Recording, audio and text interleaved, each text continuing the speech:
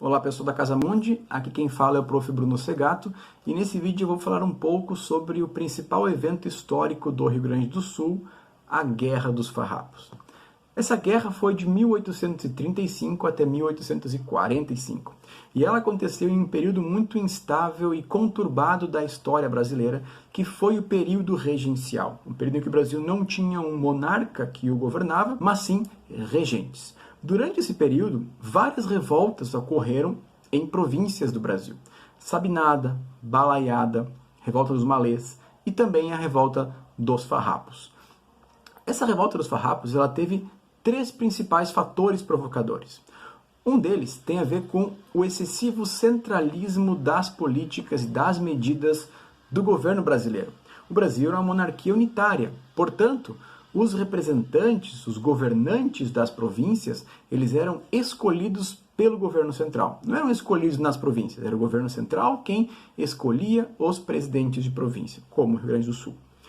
Também há um fator histórico que tem a ver com a Guerra da Cisplatina. A Guerra da Cisplatina ela aconteceu entre 1825 e 1828. Mas o que tem a ver a Guerra da Cisplatina? A questão, gente, é que até 1828, o que hoje é o Uruguai, a província de Cisplatina, pertencia ao Brasil. O Brasil anexou a província de Cisplatina na década de 1810. Quem mais se beneficiou com a anexação da província de Cisplatina foram os proprietários de terra, os charqueadores do Rio Grande do Sul, porque eles puderam ampliar os seus negócios para o Uruguai, onde inclusive já tinham família, alguns tinham terras no Uruguai. Eles puderam, portanto, passar o gado de um lugar para o outro, sem se preocupar com a questão de tarifas, de impostos. Também podiam usar os portos de Montevidéu ou o Porto de Rio Grande, de acordo com as conveniências. Portanto, quem mais sai ganhando com a ocupação do Uruguai foram os produtores de charque do Rio Grande do Sul. E esses produtores de charque do Rio Grande do Sul foram muito prejudicados quando o Uruguai tornou-se independente em 1828. Eles passam a ter muitos problemas no trânsito, na fronteira, cobrança de impostos, abigeato, roubo de gado. Vários problemas acabam afetando essas lideranças da campanha que começam a se sentir injustiçadas. O governo imperial não reparou essas perdas e o fato deles agora ter que transitar entre dois países, Brasil e a República Nova, a República Oriental do Uruguai. E o terceiro fator também tem a ver com a economia e também tem a ver com o Uruguai. Por quê? Com o Uruguai independente, o Uruguai vai começar a produzir o seu charque, que por vezes era melhor que o do Rio Grande do Sul. A Argentina também produzia charque. E esse charque platino do Uruguai e da Argentina pagava menos tributos para entrar nos portos do Sudeste do que o charque rio-grandense, que pagava 25% de tributos.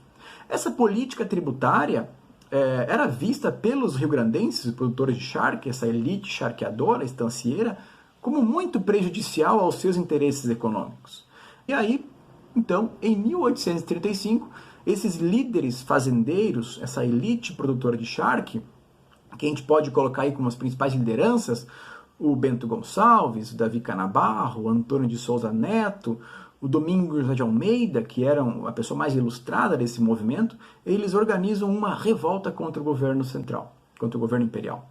Porém, a resposta do governo imperial, a partir da tomada de Porto Alegre, em 20 de setembro de 1835, foi muito dura.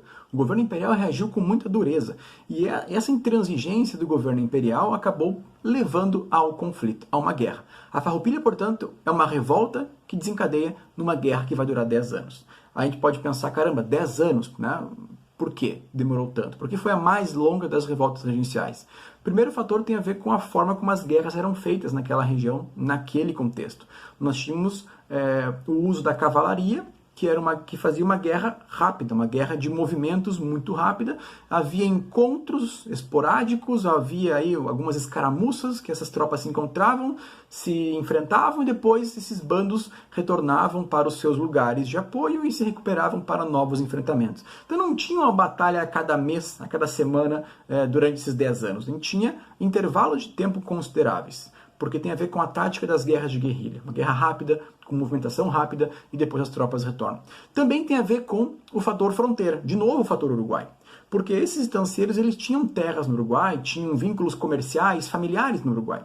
Então, quando os farroupilhas se sentiam prejudicados ou estavam precisando de armamentos, mais gado, mais apetrecho de guerra, eles podiam recorrer ao Uruguai, como de fato algumas vezes recorreram, inclusive ao porto de Montevidéu para conseguir armamento, porque Porto Alegre e Rio Grande sempre estiveram nas mãos dos imperiais. Essa guerra vai até 1841-42 com vitórias dos farrapos, mas de 42 em diante os imperiais começam a se impor e infringir derrotas aos farroupilhas.